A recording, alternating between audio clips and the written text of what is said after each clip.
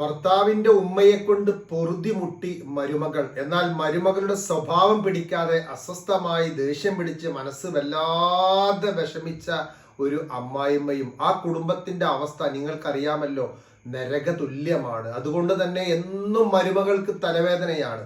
മരുമകൾ തലവേദന, അതുപോലെ കാലും കൈയും വേദന, പെരടി വേദന, ഇല്ലാത്ത അസുഖം മരുമകൾക്കില്ല. ഒരാഴ്ചയിൽ 3-4 ദിവസം ഡോക്ടറെ അടുത്ത് പോകും, പരാതി പറയും, തീരെ വയ്യ ഡോക്ടറെ, എന്താണ് ടെൻഷൻ എന്ന് ചോദിച്ചാൽ ഡോക്ടറുടെ ഈ മരുമകൾ പറയുന്നത് ടെൻഷൻ അമ്മായിമ്മയാണ്, ഭർത്താവിന്റെ ഉമ്മയാണ്, വല്ലാത്ത ശല്യമാണ്, ഒരു സ്വസ്ഥത തരൂല, എപ്പോഴും ചീത്ത പറഞ്ഞുകൊണ്ടിരിക്കും, എപ്പോഴും കുറ്റങ്ങൾ പറഞ്ഞുകൊണ്ടിരിക്കും. അങ്ങനെ ദിവസങ്ങളും ആഴ്ചകളും കടന്നുപോയി. ഒരിക്കൽ തലവേദന ശക്തമായിട്ട് ഈ മരുമകൾ ഡോക്ടറെ അടുത്ത് ചെന്നപ്പോ ഡോക്ടർ ചോദിച്ചു, വല്ലാത്ത അവസ്ഥയാണല്ലോ, എന്താണ് ഇങ്ങനെ ആയാൽ ചെയ്യുക? എൻ്റെ പൊന്നു ഡോക്ടറെ, വല്ലാത്ത അവസ്ഥ എന്ന് പറഞ്ഞാൽ എനിക്ക് ജീവിക്കാൻ തന്നെ തോന്നുന്നില്ല, ജീവിതം മടുത്തു, എങ്ങനെയെങ്കിലും മരിച്ചാൽ മതി എന്നായിട്ടുണ്ട്. ഈ അമ്മായിമ്മനെ കൊണ്ടുള്ളൊരു ഇടങ്ങറ് സഹിക്കാൻ പറ്റുന്നില്ല.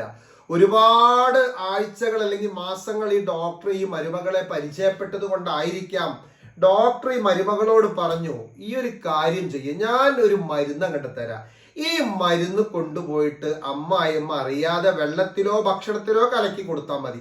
ഒരു 10-40 ദിവസം കഴിയുമ്പോഴേക്കും അമ്മായിമ്മയുടെ ശല്യം മാറിക്കോളും. ശരിക്കും ഡോക്ടറെ, 40 അല്ല, ഞാൻ വേണമെങ്കിൽ ഒരു 60 ദിവസം കാത്തു നിൽക്കാം, എങ്ങനെയെങ്കിലും അമ്മായിമ്മനോട് കൊന്നു തന്നാൽ മതി എന്നുള്ളത് മരുമകളും ശല്യം ഒഴിവായി കിട്ടിയല്ലോ. അങ്ങനെ ഡോക്ടർ ഈ മരുമകൾക്ക് ഒരു മരുന്ന് കൊടുത്തു. എന്നിട്ട് പറഞ്ഞു, രാത്രിയോ പകലോ എപ്പോഴെങ്കിലും അമ്മായിമ്മ കഴിക്കുന്ന ഭക്ഷണങ്ങളിൽ ഇടക്കിടക്ക് ഇത് കലക്കി കൊടുക്കണം, പക്ഷേ അമ്മായിമ്മ അറിയരുത്. മാത്രമല്ല മറ്റൊരു നിബന്ധന കൂടി ഉണ്ട്. എന്താ നിബന്ധന എന്നറിയോ? ഈ മരുന്ന് കൊടുക്കുമ്പോൾ അമ്മായിമ്മോട് സ്നേഹത്തിൽ പെരുമാറണം. ഒരിക്കലും ഉള്ളിൽ വെറുപ്പോ ദേഷ്യമോ അല്ലെങ്കിൽ തല്ലൂടാനോ പോവരുത്. കാരണം അമ്മായിമ്മ ദേഷ്യം പിടിച്ചു കഴിഞ്ഞാൽ ഈ മരുന്നിന്റെ ഡോസ് പോകും.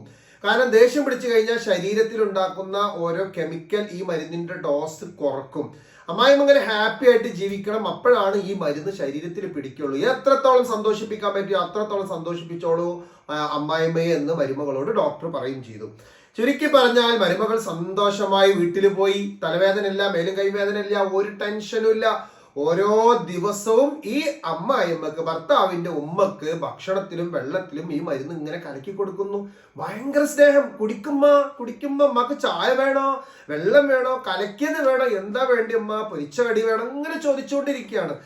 അമ്മായിമ്മ ആദ്യമൊക്കെ ദേഷ്യം പിടിക്കാൻ തുടങ്ങി. ഡോക്ടർ പറഞ്ഞിട്ട് അമ്മായിമ്മ ദേഷ്യം പിടിക്കും, മറുത്തൊന്നും പറയരുത്, എന്താണെനിക്ക് എന്നോട് ഇത്ര സ്നേഹം, ഇതിനെ കൊല്ലാനുള്ള പരിപാടി ഉണ്ടാ, എന്തിനുള്ള സ്നേഹം എന്നൊക്കെ അമ്മായിമ്മ ചോദിച്ചുകൊണ്ടേയിരുന്നു. പക്ഷെ മരുമകളൊന്നും പറയാതെ ഇടക്കിടക്ക് ചായ കൊണ്ടെടുക്കുന്നു, വെള്ളം കൊണ്ടെടുക്കുന്നു. അങ്ങനെ ഒരു ദിവസം പോലും മരുമകളുടെ വീട്ടിൽ പോലും പോകുന്നില്ല. എപ്പോഴും അമ്മായിമ്മയുടെ കൂടെ അവിടെ അമ്മായിമ്മനെ സഹായിക്കുന്നു, നല്ല രീതിയിൽ സംസാരിക്കുന്നു. ചുരുക്കി പറഞ്ഞാൽ ദിവസങ്ങൾ അങ്ങനെ കഴിഞ്ഞു പോയി. അമ്മായിമ്മക്ക് ശരിക്കും ഭക്ഷണം കിട്ടുന്നു, വെള്ളം കിട്ടുന്നു, മരുമകളുടെ ഒരു രീതിയിലുള്ള പ്രശ്നങ്ങളും ഇല്ല. മരുമകൾ എപ്പോഴും വീട്ടിലുണ്ട്. അമ്മായിമ്മയും ഒതുങ്ങി, പ്രശ്നങ്ങളൊക്കെ പരിഹാരമാവാൻ തുടങ്ങി. അമ്മായിമ്മ ഒരു കുറച്ച് സ്നേഹത്തിലൊക്കെ മരുമകളോടും പെരുമാറാൻ തുടങ്ങി. അങ്ങനെ ആ ഒരു സ്വർഗത്തിന്റെ അവസ്ഥയിലേക്ക് ആ വീട് നീങ്ങി. നരകമായിരുന്നല്ലോ, അങ്ങോട്ടും ഇങ്ങോട്ടും തല്ലും വർത്തമാനും പ്രശ്നങ്ങളും. ഇതിന്റെ ഇടയിൽ കിടന്നിട്ട് പാവം ഭർത്താക്കന്മാരാണ് ഇടങ്ങറാകുക. ഓരോടത്തും ഉമ്മയാണ്, മറ്റോടത്തും ഭാര്യയാണ്. ഉമ്മയെ സപ്പോർട്ട് ചെയ്ത് കുറച്ച് നല്ല രീതിയിൽ അങ്ങ് സംസാരിച്ച ഭാര്യ പറയും, നിങ്ങൾക്ക് ഉമ്മനെ മതിയാകുന്നില്ല, എന്തിനാ എന്നെ കെട്ടാൻ നിന്ന്, ഉമ്മാനായിട്ട് ജീവിക്കാറുന്നില്ല, എങ്ങനെ ഉണ്ട് ഒരു മനുഷ്യൻ പറഞ്ഞ് ഭാര്യയുടെ വക.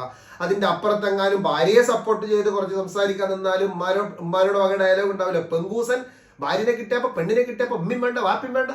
ചുരുക്കി പറഞ്ഞതിന്റെ ഇടയിൽ ഇടങ്ങാന്ന് കുറെ ഭർത്താക്കന്മാരുണ്ട്. എന്തോ ആവട്ടെ, ദിവസങ്ങൾ അങ്ങനെ കഴിഞ്ഞു, ആഴ്ചകൾ കഴിഞ്ഞു. വളരെ സ്നേഹത്തോടു കൂടി ആ ഉമ്മയെ, ഭർത്താവിന്റെ ഉമ്മയെ പരിചരിക്കാൻ തുടങ്ങി, ഭക്ഷണം കൊടുക്കാൻ തുടങ്ങി, വേണ്ട കാര്യങ്ങളൊക്കെ ചെയ്തെടുക്കാൻ തുടങ്ങി.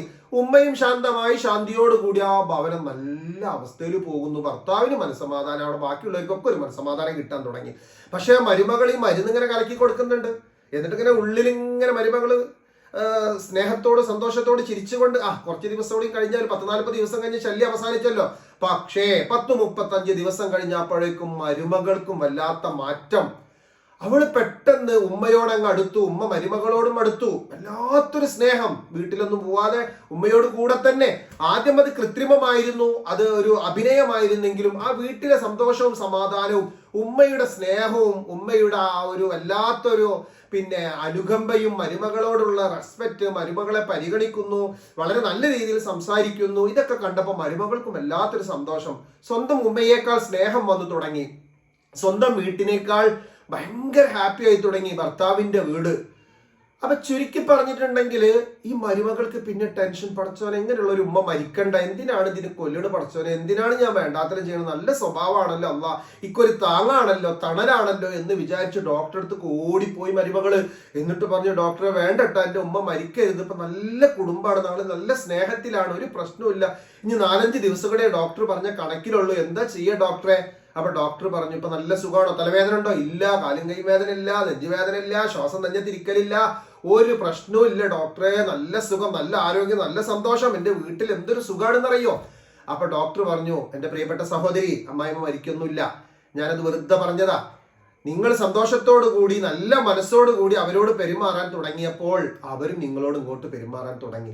പലപ്പോഴും ചെറിയ പ്രശ്നങ്ങൾക്ക് വേണ്ടി നമ്മുടെ ഉള്ളിൽ കറകൾ വരും, അല്ലെങ്കിൽ പുറത്തുനിന്ന് ആരെങ്കിലും എന്തെങ്കിലുമൊക്കെ പറഞ്ഞു തരും, അങ്ങനെ ചെയ്തോ, അമ്മായിമ്മ സ്ട്രോങ് ആണ്, അതല്ലെങ്കിൽ അമ്മായിമ്മോട് പറയും, മരുമക്കളെ വല്ലാതെ ഫ്രീ ആക്കി വിടരുതിട്ടാ, കുറച്ചൊക്കെ പിടുത്തം നല്ലതാണ്, അങ്ങനെയാണ് ഇങ്ങനെയാണ് എന്നൊക്കെ പറഞ്ഞ് പല ബ്രെയിൻ വാഷിന്റെ വിഷയത്തിലാണ് ഇങ്ങനെയൊക്കെ പലപ്പോഴും പല കുടുംബത്തിൽ ഉണ്ടാകുന്നത്.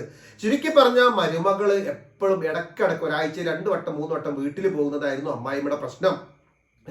അപ്പൊ ഇങ്ങനെ വീട്ടിൽ പോകുന്ന സമയത്ത് ഇടക്കിടക്ക് സ്വന്തം വീട്ടിൽ ഇങ്ങനെ പോകുന്ന ചില സ്ഥലങ്ങളിലൊക്കെ പ്രശ്നമാണ്, പ്രശ്നം നിന്റെ മകനെ തട്ടിയെടുക്കോ, എപ്പോഴും അവളുടെ വീട്ടിലാണ്, അവന്റെ മുതൽ മുഴുവൻ എടുക്കോ, എപ്പോഴും ഓളോടാകുമോ സ്നേഹം, ഇങ്ങനെയൊക്കെ ആവശ്യമില്ലാത്ത ചിന്തിച്ചിട്ടായിരിക്കാം പല അമ്മായിമ്മമാർക്കും പല പ്രശ്നങ്ങൾ ഉണ്ടാകുന്നത്. ഇപ്പൊ ഈ 10-40 ദിവസം കണ്ടിന്യൂ ആയിട്ട് മരുന്ന് കൊടുക്കണം എന്നുള്ളത് കൊണ്ട് തന്നെ ആ മരുമകൾ വീട്ടിൽ പോവാതെ അവിടെ തന്നെ നിന്നതുകൊണ്ട് അമ്മായിമ്മയുടെ പ്രശ്നം മാറി, ടെൻഷനും മാറി. അവ ചുരുക്കി പറഞ്ഞ എന്റെ പ്രിയപ്പെട്ട സഹോദരങ്ങളെ, പലപ്പോഴും പല കുടുംബങ്ങളിൽ ചെറിയ വിഷയങ്ങൾക്ക് വലിയ തെറ്റിദ്ധാരണയുടെ പേരിൽ ഉള്ളിൽ വെച്ചിട്ട് അങ്ങോട്ടും ഇങ്ങോട്ടും സ്നേഹമില്ലാതെ പെരുമാറുന്നത് കൊണ്ടാണ് ഈ ടെൻഷനും സ്ട്രെസ്സും ഒക്കെ. വിട്ടുമാറാത്ത തലവേദന, മൈഗ്രെയിന്റെ തലവേദന എന്തൊക്കെയാ അനുഭവിക്കുന്നതെന്നറിയോ? ഇപ്പൊ ഇവിടെ ഈ മരുമകൾ ആ ഒരു മരുന്ന് എന്ന് പറഞ്ഞാൽ അതൊരു വിറ്റാമിനുള്ള മരുന്നായിരുന്നു ഡോക്ടർ കൊടുത്തിരുന്നത്. പക്ഷെ അവരുടെ ശരീരത്തിൽ അത് പിടിക്കണമെങ്കിൽ സ്നേഹം വേണം എന്ന് പറഞ്ഞതിന്റെ പേരിൽ സ്നേഹം അഭിനയിച്ചിട്ട് ആദ്യം തുടങ്ങി, പിന്നെ അത് റിയലി ആയി, പിന്നെ അമ്മായിമ്മയെ അംഗീകരിക്കാൻ തുടങ്ങി. അങ്ങനെ അവിടെ ആ മരുമകൾ അമ്മായിമ്മ ബന്ധം വളരെ സ്മൂത്തായി, ഒരു കുഴപ്പമുണ്ടായില്ല. ഇത് നമ്മുടെയൊക്കെ കുടുംബത്തിൽ പലപ്പോഴും സംഭവിക്കുന്ന ഒരു കാര്യമാണ്. ചെറിയ വിഷയങ്ങൾക്ക് ഇഷ്ടപ്പെടാത്ത ആളുകൾ നമ്മുടെ കുടുംബത്തിലുണ്ടെങ്കിൽ, ഒരാളോട് വെറുപ്പ് വല്ലാതെ മനസ്സിലുണ്ട് എങ്കിൽ എന്നും തലവേദനയും മേലും കൈയും വേദനയും രോഗങ്ങളും വിട്ടുമാറില്ല.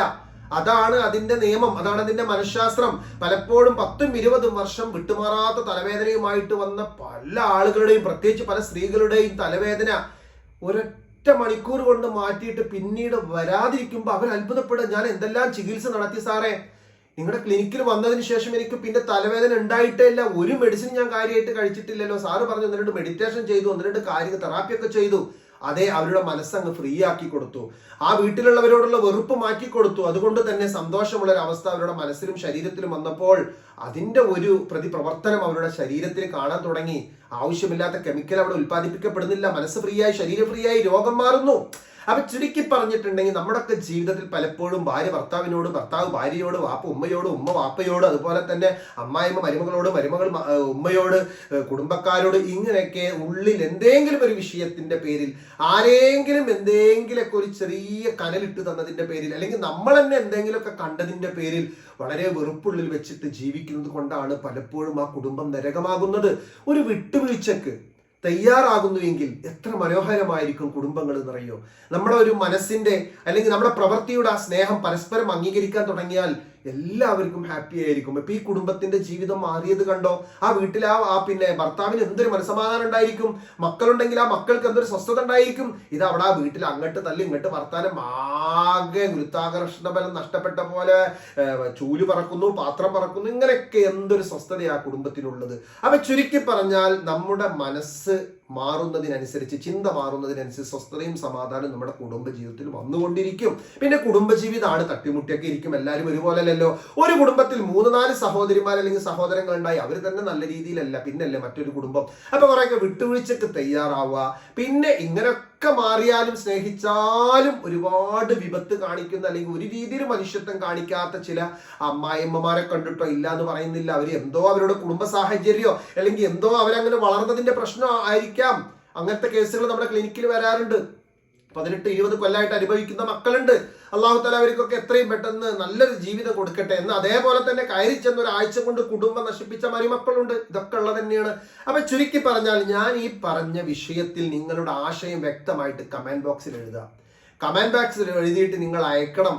കാരണം ഇനി നിങ്ങളുടെ ഇഷ്ടത്തിന് വിട്ടു തന്നിരിക്കുന്നു. ഞാൻ ഈ പറഞ്ഞ കഥയിൽ എത്രത്തോളം നമ്മുടെ ജീവിതത്തിൽ മാറ്റങ്ങൾ വരുത്താൻ പറ്റും, അല്ലെങ്കിൽ നമുക്ക് എത്രത്തോളം നമ്മുടെ കുടുംബജീവിതം സന്തോഷമാക്കുന്നതിൽ പങ്കുണ്ട്, വെടക്കാക്കുന്നതിൽ പങ്കുണ്ട്, അസ്വസ്ഥമാക്കുന്നതിൽ പങ്കുണ്ട്, ഇതൊക്കെ നിങ്ങളാണ് വിശകലനം ചെയ്യേണ്ട. വളരെ ഇമ്പോർട്ടൻ്റ് ആയിട്ടുള്ള ഒരു കഥ എന്ന് പറഞ്ഞാൽ ഈ റമദാൻ നിലാവിലെ ഒരു വിഷയമാണത്. നിങ്ങളുടെ ആശയങ്ങൾ നിങ്ങൾ വ്യക്തമായി കമന്റ് ബോക്സിൽ എഴുതിയിട്ട് താഴെ കാണുന്ന നമ്പറിലേക്ക് നിങ്ങൾ സ്ക്രീൻഷോട്ട് അയച്ചു തരിക. ഓക്കെ, കഴിവിന്റെ പരമാവധി ഫാമിലി ഗ്രൂപ്പിലും ഷെയർ ചെയ്യുക, അതിന്റെയും സ്ക്രീൻഷോട്ട് അയച്ചു തരിക. ഒന്നാം സമ്മാനത്തിനെ കാത്തിരിക്കുന്നത് 5000 രൂപയാണ്. പിന്നീടുള്ള 5 സ്ഥാനക്കാർക്ക് 1000 രൂപ വെച്ചിട്ടും നമ്മൾ സമ്മാനം നൽകുന്നുണ്ട്. ഇൻഷാ അല്ലാഹ് ഇത് സ്പോൺസർ ചെയ്തത് JK car wash and coffee shop, Kuttippuram road, Edappal, global rehabilitation centre, Mysore. എല്ലാവർക്കും വേണ്ടി പ്രാർത്ഥിക്കുക. ഈ റമദാൻ നിലാവ് വളരെ ഭംഗിയാക്കി തന്ന എല്ലാവരോടും ഒരുപാട് സ്നേഹം, ഒരുപാട് സന്തോഷം. അപ്പൊ നിങ്ങളുടെ വിലപ്പെട്ട അഭിപ്രായങ്ങൾ താഴെ കമന്റ് ബോക്സിൽ അയച്ചിട്ട് എത്രയും പെട്ടെന്ന് താഴെ കാണുന്ന നമ്പറിലേക്ക് സ്ക്രീൻഷോട്ട് അയച്ചോളൂ. ഇൻഷാ അല്ലാഹ് ഒരു അടിപൊളി ടാസ്ക് നമുക്ക് നിന്റെ ബാക്കിലുണ്ട്. ഈ റമദാൻ നിലാവിൽ പങ്കെടുത്ത് നമുക്ക് സ്ക്രീൻഷോട്ട് അയച്ചു തന്ന എല്ലാവർക്കും 10000 രൂപയുടെ ഇസ്ലാമിക് സൈക്കോളജി എന്നുള്ള കോഴ്സ് ഫ്രീ ആയിട്ട് ഇൻഷാ അല്ലാഹ് പെരുന്നാളിന് ശേഷമുണ്ട് 3 മാസത്തെ കോഴ്സ്. അതിലെല്ലാവരും ഉണ്ടായിരിക്കണം. അടിപൊളിയായിട്ട് നമുക്ക് മാറാനുണ്ട്, പലതും അറിയാനുണ്ട്, മനസ്സൊന്ന് ഫ്രീ ആവാനുണ്ട്, ഒരാളോടും വെറുപ്പില്ലാതെ ജീവിക്കുന്നത് പഠിക്കാനുണ്ട്. എല്ലാ പഠനവും ആ ഒരു ഇസ്ലാമിക മനഃശാസ്ത്രത്തിൽ സൈക്കോളജിയിലൂടെ നമുക്ക് പഠിക്കേണ്ടതിൽ അള്ളാഹു തൗഫീഖ് നൽകുമാറാകട്ടെ. ആമീൻ. ഒത്തിരി സ്നേഹത്തോടു കൂടി റസാൻ നിസാമി.